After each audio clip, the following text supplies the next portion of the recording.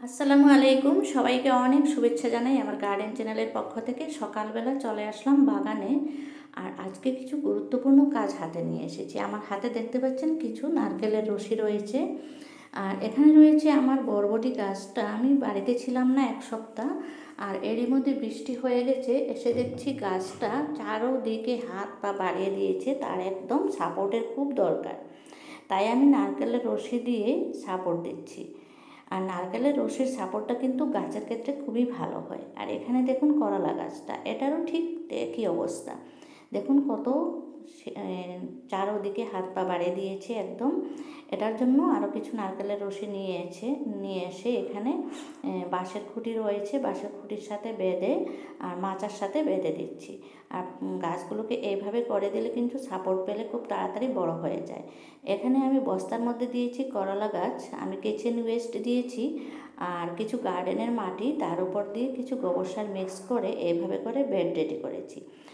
করলা কিন্তু ছাদ বাগানে খুব সহজ পদ্ধতিতে করা যায়, আপনারাও করতে পারেন। যদি আপনারাও বাগান করে ভালোবাসেন তাহলে আমার চ্যানেলটাকে সাবস্ক্রাইব করে দিয়ে ভিডিওতে লাইক দিয়ে আমার সাথে থাকবেন।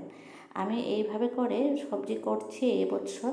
করলা গাছ আর এপাশে রয়েছে চাল কুমড়ো গাছ। চাল কুমড়ো গাছটা একদম পাকার মধ্যে শুয়ে আছে। ওপাশটায় আমি গিয়ে একদম নিচ দিয়ে ঢুকে তারপর দড়িটা বেঁধে, এই যে দেখুন কত লম্বা এই গাছটা, একদম লম্বা হয়ে শুয়েছিল। খুব কষ্ট করে নিচের দিকে ঢুকে, কারণ আমার মাচাটা একটু নিচা হয়ে গেছে। এটা একটু ঠিক করতে হবে, পরবর্তীতে আমি করে নেব একটু উঁচা করে। আর এখানে দেখুন আমি ছোট ছোট পটের মধ্যে লঙ্কা গাছ দিয়েছি, লঙ্কা অনেকগুলো ধরেছে। আমার আর লঙ্কা কিনতে হয় না, যখনই লঙ্কাগুলো লাল হয় তখনই উঠিয়ে উঠিয়ে নিয়ে যাই। আর কাঁচাগুলো খুব একটা উঠানোর দরকার হয় না, কখনো প্রয়োজন হলে উঠাই। আপনারাও ঠিক এইভাবে করে ছোট ছোট পটে লঙ্কা গাছও লাগাতে পারেন। আর বাকি যদি আমার বাগান থেকে ভালো লাগে তাহলে আবারও বলছি, একটা লাইক না দিয়ে আপনারা চলে যাবেন না।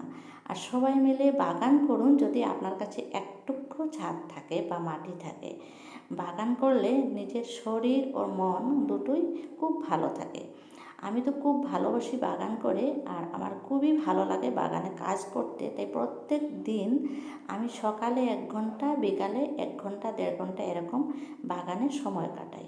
আর নিজের বাগানের সবজি এত ফ্রেশ আর বিষমুক্ত, খেতে যে কত সুস্বাদু, এটা যারা বাগান করেন তারাই নিশ্চয় বুঝতে পারবেন। এখানে আমি ডাঁটার বীজ দিয়েছিলাম, কয়েকদিন থেকে বৃষ্টি ছিল না, আর এখন বৃষ্টি হয়ে গেছে, তাই দেখছি খুব সুন্দর হয়েছে। টমেটো এখনও ধরছে। সবাই ভালো থাকুন।